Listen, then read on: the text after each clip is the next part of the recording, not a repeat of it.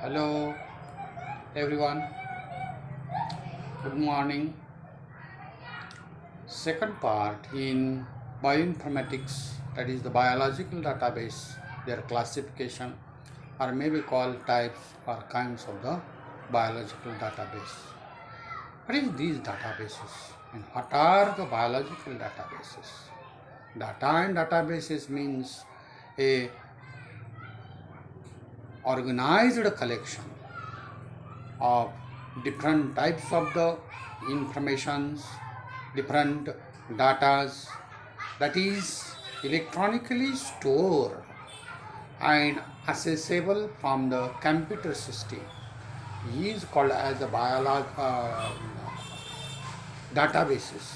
The organized nature of the database makes it easy to access, manage, periodically update and rapidly search the required data information from a suitable computer system. What is biological data? As far as biological data has been concerned, among various types of information which are collected together or individually from various sciences, branches of sciences, and they are organized into a collectively form, that is the databases. The data are collected from biological world, that means biological science.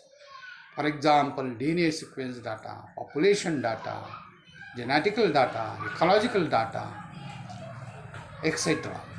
So, the constituting the data sets relevant to biological science such as molecular biology and informatics is called as a biological database. This is most important. Biological database and their bioinformatics store all these things in the form of these data, this red color data on DNA, RNA and protein in digital form, in the digital form, that is, which are all the informations, gene expression data, molecular interactions, then mutations, phenotypic characters, metabolic pathways, and their informations, taxonomic informations, all these things are together with called as biological data. And this biological data is a repository information for utilizing all the researchers, all who want to take all the informations from this data which are important for the further research, and this further research has to be give a good result in the form of the digitalization. So digital data is a important one for the biological sciences and biological informations, which this biological database is a collection of entry and which is called as unit data. And the entry includes nucleotide sequence data, protein sequence data, 3D structures data, the biological nature such as gene function and other properties of the sequences.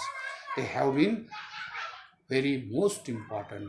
For this, all these things, biological data can be understood from the following points. That means these are the most important points where all these things are the collectively itself express a databases is important. That means one of the hallmarks of the modern genomic research is the generation of huge amount of biological informations, an enormous amount of raw sequences, data sets, proteins or being has to be generated at very rapid rate. That means today science is gathered a number of informations, number of research on the basis of basic research up to the advanced research. So all this data has to be collected together. This is most important. As this data volume of genomic has to be grown, then it becomes very difficult to computerize different types of using different types of the methodologies which are required for this storing and managing the data dialogues of these overflows. Then, in addition to the generations, the data analysis and drawings of the meaningful conclusions are also important part in this case. And all this has to be sharing the raw data, genome sequence, analyzed database, and annotations in easily manageable or organized format within the diverse scientific community. This is the most important. Thus, very first challenge in the genomics era is to store and handle the staggering volume of information through the establishment and use of computer database. Biological database is large, which is large organized body present and persistent data, usually associated with computerized software designs to update the queries and retrieve or recover the components of the data stored within the system. So biological database also allow the data indexing as well as help remove the data redundant. जेवढा आवश्यक आहे तेवढाच part घेता येईल, जे नसेल आवश्यकता नसेल तो सुद्धा रिड्यूस करता येईल किंवा तो बाजूला काढता येईल, डिलीट करता येईल की रिमूव्ह करता येईल, हे महत्त्वाचं आहे. तो जेवढा रिसर्च प्रायमरी रिसर्चमधला डाटा असेल, सेकंडरी रिसर्चमधला डाटा असेल, हा सगळा डाटा काय केला पाहिजे, स्टोअर करून ठेवला पाहिजे. त्या स्टोअर करून ठेवलेल्या मटेरियलला डाटाबेस म्हणायचं. It may be single file or number of files कशा आहेत, कोणत्या आहेत. सिंगल फाईलमध्ये पुन्हा आणखीन सब फाईल्स असू शकतात, जसं आपण कॅम्प्युटरमध्ये वापरत असतो, जसं आपण ह्या मोबाईलमध्ये वापरत असतो. Number of things. The main objectives of the development of the database is to organize the data is a set of structured records to enable easy retrieval or loss of information. म्हणजे काळाच्या पडद्याआड जाण्या अगोदर सगळं store करून ठेवलेलं material आहे computer material, हे महत्त्वाचं आहे. जसं आपण आता मी व्हिडिओ बनवत असतो आणि यूट्यूबला ठेवत असतो, हे की नाही, म्हणजे पुन्हा पुन्हा ते करता येत नाही. पुन्हा यूट्यूबला आपण गेलो की आपल्याला तो सगळा डाटा सापडत असतो. त्या पद्धतीनं आपल्याला इथं ह्या डाटाबेसमध्ये कॅम्प्युटराइज्ड मटेरियल स्टोअर केलं, तर डिजिटायझेशन केलं तर आपल्याला कधीही ते बघता येऊ शकतं. फॉर एक्झाम्पल जीन बँक घ्या. जीन बँक NCBI म्हणजे national centre for biotechnology information, किंवा स्विसपोर्ट आहे, Swiss institute of biological bio informatics, किंवा PR आहे, पुढे येणार आहे from the protein information resources. Number of things ह्या इन्स्टिट्यूटमध्ये हा डाटा स्टोअर केला जातो. आणि वेगवेगळ्या डाटा टूल्स मायनिंग वापरून all biological informations can be easily assessed, thus saving the time, resource and efforts. हे महत्त्वाचं आहे. इथं what are the components? There are 4 components. Entry, that means units, fields, records and identifier. Unit किंवा entry म्हणजे काय, की एखादा database आपण एंट्री करत असतो त्यावेळेला हे युनिट घेतलेलं असतं. फॉर एक्झाम्पल DNA हे एक युनिट आहे, आणि DNAच्या ह्याच्याखाली मग त्याचे सिक्वेन्स असतील, जीन असेल, जीनचा सिक्वेन्स असेल, आणि कुठून कुठून माहिती गोळा केलेली आहे त्याचा रेफरन्स असेल, हे सगळं ह्या युनिटमध्ये येत असतं. फील्डमध्ये प्रॉपर्टीज आहेत, म्हणजे ह्या जे आपण युनिट केलेले आहे त्याच्या वेगवेगळ्या प्रॉपर्टीज कुठल्या आहेत, ह्या प्रॉपर्टीज आपल्याला माहीत असल्या पाहिजेत, आणि त्या तिथं स्टोअर करून ठेवलेल्या असतात. जसं की जीनचं नेम आहे, जीन नेम्स आहेत, जीनचा सिक्वेन्स आहे, त्याचं म्युटेशन्स आहेत, अशा अनेक गोष्टी स्टोअर करून ठेवल्या. रेकॉर्ड्स आहेत, तर टिपिकल रेकॉर्ड्समध्ये ह्या वेगवेगळ्या फील्डमधले कॉम्बिनेशन्स करून तो फिक्स केला जातो. एखादी माहिती फिक्स करण्यासाठी त्या माहितीला युनिटला नावं दिली जातात. जसे की रेकॉर्ड फॉर जीन बँकमध्ये असणारे जीन्स आहे, त्याला एक विशिष्ट प्रकारचा आयडेंटिफाय नंबर दिला जातो, त्याला असेसन नंबर्स म्हणायचं.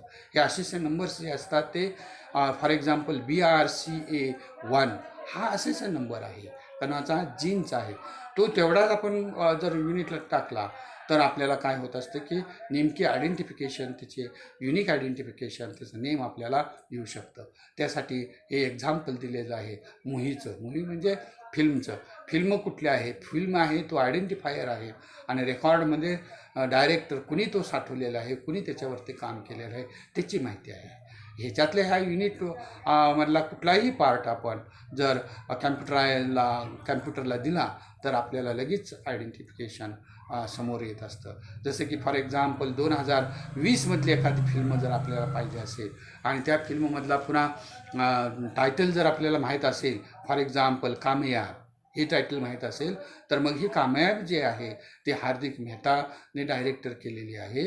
हे आपल्या चित्रपटाचं नाव आहे, हेही लक्षात येईल. म्हणजे अशा अनेक पद्धतीनं आपल्याला त्या पद्धतीनं करता येत असतं. हे महत्त्वाचं आहे इथं.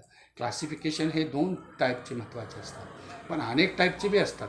ह्या क्लासिफिकेशनमध्ये काय नेमकं ग्रुप इन्क्लूड केलेला असतो की 2 पद्धतीच्या माहिती जमा केलेल्या असतात. एक बायोलॉजिकल डाटाबेसिसचा असतो आणि दुसरा असतो तो इन्फॉर्मेशन, की ज्याच्यामध्ये नेमकं काय आहे. फॉर एक्झाम्पल बिब्लिओग्राफिक डाटाबेस असेल तर त्याच्यात लिटरेचर असेल, कुठनं आलं, काय आहे, कुठलं मटेरियल, कोण ऑथर आहे त्याचा, कशा पद्धतीचा रिसर्च केलेला आहे, रिसर्च फाइंडिंग्स काय आहे, हे ह्या बिब्लिओग्राफीवरून आपल्याला ह्या लिटरेचरवरून ठरवण्यात येत असतं किंवा समजा टेक्सॉनॉमिक डाटा असेल तर क्लासिफिकेशन काय आहे, कुठली स्पेसिस कुठल्या क्लासमध्ये आहे किंवा कुठल्या जीनसच्या अंडरखाली आहे, कुठले ग्रुप्स आहेत त्याचे, हे आपल्याला शोधून काढता येतं. म्हणजे हा इन्फॉर्मेशनल डाटा जो आहे तोही महत्त्वाचा आहे बायोलॉजिकल डाटाबरोबर. न्यूक्लिक ॲसिड डाटाबेस असेल तर DNA सगळी इन्फॉर्मेशन तिथं आवश्यक असते. जिनोमिक डाटाबेस असेल तर जीन लेवलची इन्फॉर्मेशन तिथं असते. प्रोटीन डाटाबेस असेल तर प्रोटीनची इन्फॉर्मेशन असते. प्रोटीनच्या फॅमिलीज असतील किंवा डोमेन्स असेल किंवा फंक्शनल साईट्स असतील तर त्यामध्ये आपल्याला त्याचं क्लासिफिकेशन म्हणजे कुणाचं प्रोटीनचं क्लासिफिकेशन आणि आयडेंटिफाईंग डोमिन्स कशा पद्धतीनं आयडेंटिफाय करायचं ह्याची माहिती त्याच्यामध्ये असू शकेल. एन्झाईम्स असतील किंवा मेटाबॉलिक पाथवेज असतील वेगवेगळे, आणि हे मेटाबॉलिक पाथवे जे आहेत ह्याचाही इन्फॉर्मेशनल डाटा हे करत असतं. पण हे एवढं बघत न बसता आपल्याला it is based on their content, नेमका कंटेंट काय आहे त्याच्यावरती biological database classified into only 2 types, that is the primary database and secondary database. Primary डाटाबेसमध्ये काय असतं की बाबा रिपॉझिटरी रॉ मटेरियल्स असतात आणि हा रिपॉझिटरी माहितीचा खजिना जो आहे तो रॉमध्ये सिक्वेन्स्ड अँड ॲनोटेड डाटा असतो, that is derived experimentally such as nucleotide sequence, 3-dimensional structures of proteins, and signifies important properties of each sequence.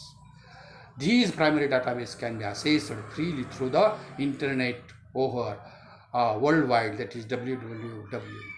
आलं लक्षात. ह्या पद्धतीनं म्हणजे जसं आपण फॅमिली करत असतो त्यावेळेला कॅरेक्टर्स लिहित असतो, अनेक प्रकारचे कॅरेक्टर्स असतात. हे सगळे काय आहेत, हे प्रायमरी माहिती असतात आणि त्याच्यातली एखादी पिक्युलॅरिटी जर असेल तर ती पिक्युलॅरिटी बाजूला काढून मग आपल्याला त्याचा सर्च करून नेमकी त्याची आयडेंटिफाय करता येत असतात.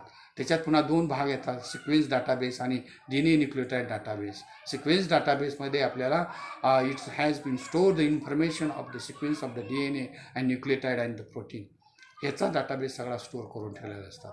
न्यूक्लियोटाइड DNA डाटाबेस जो आहे तो डाटाबेस त्या ह्याच्यामधला each database maintains and own set of submissions and retrieval tools, but they exchange the data daily so that all the database should be contain the same set of sequences. आलं लक्षात. Some important DNA nucleotide databases are given below. हे वेगवेगळे आहेत. Primary database also called as archival databases, म्हणजे सुरुवातीलाच लॅबोरेटरीमधली कामं केलेले रिसर्चने असतात, त्यांनी डिपॉझिट केलेले असतात डाटा, तो डाटा म्हणजे हा प्रायमरी डाटाबेस. आलं लक्षात. म्हणून त्याला आर्चिव डाटाबेस म्हणायचं. आलं लक्षात. सुरुवातीचा म्हणजे अगदी क्षुल्लक असे जे रिसर्च असेल तोही क्षुल्लक रिसर्च जर DNAवरती असेल, RNAवरती असेल, जेनेटिक इन्फॉर्मेशनवरती असेल आणि तो जर डिपॉझिट केलेला असेल तर तोही उपयोगी पडतो. म्हणजे डाटा जेवढा जास्त तेवढा रिझल्ट चांगला. आले लक्षात. द हा आर्चिवल डाटा किंवा primary database is most important. They are populated with the experimentally derived such data such as nucleotide sequence, protein sequence or macromolecular structure. Macromolecular means RNA लेवलची sequence आहेत ते sequence, म्हणजे ह्या सगळ्या sequence सुरुवातीला जर व्यवस्थित स्टोअर करून ठेवलेलं असेल तर आपल्याला इझी पडत असतं. अँड एक्सपेरिमेंटली म्हणजे लॅबोरेटरीमध्ये जे एक्सपेरिमेंट केले जातात त्या एक्सपेरिमेंटचे जो फायनल रिझल्ट असेल, कन्क्लुजन्स असेल, त्याची एक्सपेरिमेंटल मेथड्स असतील, ह्या रिसर्चर्सनं तयार केलेल्या असतात, ते स्टोअर करून ठेवलेल्या असतात. आणि it is very essential to archival in nature. म्हणजे मग आज सांगितलं की आर्चिवल डाटाबेस जो आहे प्रायमरी डाटाबेस महत्त्वाचा आहे. वन्स गिवन ए डाटाबेस असेसियन नंबर, मग काय एकदा तुम्ही असेसियन नंबर दिला तर प्रायमरी डाटाबेसमधलं सगळं काय होत असतं, कंपॅरिझन होत असतं, आणि कंपॅरिझन होऊन त्याचा काय होत असतो, रिझल्ट आपल्याला मिळत असतो. म्हणजे एखादी फॅमिली करण्यासाठी किंवा आयडेंटिफाय करण्यासाठी, जसं की फॅमिली रुबेसी असेल तर रुबेसी फॅमिलीला अपोजिट ल्यूज अँड इंट्रापिट्युलर स्टिप्युल्स हे 2 महत्त्वाचे कॅरेक्टर आपल्याला माहीत असतील, आणि ते जर आपण सर्चला टाकले तर आपल्याला त्याची सगळी माहिती आणि सगळा रुबेसीचा डाटा आपल्या पुढं समोर येत असतो. तसंच जीनमध्ये आहे.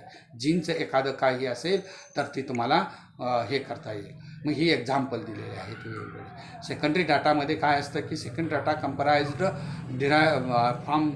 Data derived from the result of analysis of primary data. म्हणजे आत्ता सांगितलं प्रायमरी डाटाचं ॲनालिसिस करून जो डाटा तयार झालेला असतो ते डाटा म्हणजे secondary data, and is draws upon the information from numerous sources. मग वेगवेगळे सोर्स मग असे सांगितले ते सोर्स सगळे. It is highly curated often using complex combination of the computer algorithm and manual analysis and interruption to drive new knowledge from the public record of the science. म्हणजे हे सगळे वेगवेगळ्या लोकांनी तयार केलेला स्टोअर करून ठेवलेला डाटा इथं उपयोग पडत असतो. मग त्याचे हे एक्झाम्पल्स आहेत. प्रोटीनच्या फॅमिलीज आहेत, डॉमिन्स आहेत, त्याचे स्ट्रक्चर्स डाटाबेस आहेत, ही NCBI. त्यानंतर ह्या ज्या इन्स्टिट्यूट आहेत हे सगळं कॉन्झर्व करून ठेवत असतात. प्रोटीन सिक्वेन्स आहे तर प्रोटीन सिक्वेन्स ह्या इन्स्टिट्यूटमध्ये कॉन्झर्व करून ठेवा. न्यूक्लियोटाईड, जिनोम सिक्वेन्स असेल, ॲनोशन डाटाबेस असेल, ते ह्याच्यामध्ये काय केले जातात, स्टोअर करून ठेवले जातात. फॉर एक्झाम्पल युरोपियन जो बायो इन्फॉर्मेटिक इन्स्टिट्यूट आहे तिथं हे केले जातात. एवढं असूनसुद्धा, हे दोन्ही असूनसुद्धा आणखीन बरेचसे 2-3 डाटा आहेत. ह्या डाटामध्ये आपल्याला प्रायमरी आणि सेकंडरी डाटा स्ट्रक्चर्स आहेत. हे दोन्हीही डाटा एकत्रित करून आलेले जे रिझल्ट्स आहेत त्याचाही डाटा वेगळा तयार केलेला असतो. तोही डाटा आपल्याला वेगवेगळ्या साईटला स्विस प्रोट असेल किंवा TREMBL ह्या ठिकाणी आपल्याला मिळू शकतो. There is a specialised database. काही असेल स्पेशलाइज्ड पर्टिक्युलर ह्याचा जीन असेल किंवा एखाद्या रोगावरती तयार केलेला असेल, जेनोम थेरपी असेल, कशा पद्धतीनं एखादा पार्किन्सन्स आजार बरा करायचा असेल आणि तो जर बरा करण्यासाठी कुठली जीन थेरपी वापरायची असं जर असेल, किंवा HIV रोग असेल त्या HIV रोगावरती कुठलं औषध तयार करत असताना कुठला डाटा वापरायचा, ही पर्टिक्युलरली माहिती रिसर्चची जी आहे तीही डाटाबेसमध्ये असते आणि तेही आपल्याला ह्या डाटाबेसमधून शोधून काढता येते. किंवा कॉम्पोजिट डाटाबेस म्हणजे बरेचसेच असे डाटाबेस एकत्रित केलेले असतात, त्याला कंपोजिट डाटाबेस म्हणायचे. म्हणजे प्रायमरी डाटाबेसमधल्या व्हरायटीज ऑफ द इन्फॉर्मेशन्स आणि व्हरायटीज ऑफ द इन्फॉर्मेशन सगळ्या आपल्याला इथं NCBIच्या ह्याच्यामध्ये पाहायला मिळतील. आणि हा सगळा ऑनलाईन आपल्याला सगळा डाटा तिथं पाहायला मिळत असतो. आलं का लक्षात? म्हणजे आपण काय करतो आणि काय करत नाही हे सगळं त्या ह्याच्यामध्ये साठवून ठेवलेली माहिती आहे. त्या साठवून ठेवलेल्या माहितीला डाटाबेसमध्ये फ्युचर काय आहे, फ्युचर तर तुम्हाला मी कालच्या स्कोपमध्ये सांगितलेलाच आहे. तोच फ्युचर इथं म्हणजे फार्मास्युटिकल इंडस्ट्री असेल, ॲग्रिकल्चर इंडस्ट्री असेल, कोणत्याही इंडस्ट्री, बायोमेडिसिनल इंडस्ट्री असेल, या इंडस्ट्रीमध्ये सगळ्या पद्धतीनं हा डाटा आपल्याला वापरता येतो. हे महत्त्वाचं आहे. आणि हे डाटाबेसेस जे आहेत डेटाबेसेस अत्यंत उपयोगाचे आहेत. जसं की आता लस एका वर्षात काढली का, तर सगळी माहिती जी आहे ती सगळी माहिती दुनियामध्ये पसरलेली होते. सगळे सायंटिस्ट त्याच्या पाठीमागे लागले होते. प्रत्येक सायंटिस्टचं वेगवेगळे कामं वेगवेगळ्या पद्धतीनं करत होते. प्रत्येकानं अगदी प्रोटीन लेवलपासून RNAच्या स्ट्रक्चरपर्यंत रिसर्च केला आणि मग तो एकत्रित करून त्याला कसा मारायचा हे घेतलं. त्यावेळेला हे लवकर तयार झालं. आलं का लक्षात? तर ह्याला काय म्हणायचं, इन्फॉर्मेशनल माहितीचा खजिना, बायोलॉजिकल माहितीचा खजिना म्हणजे बायोलॉजिकल डाटाबेस. थँक्यू.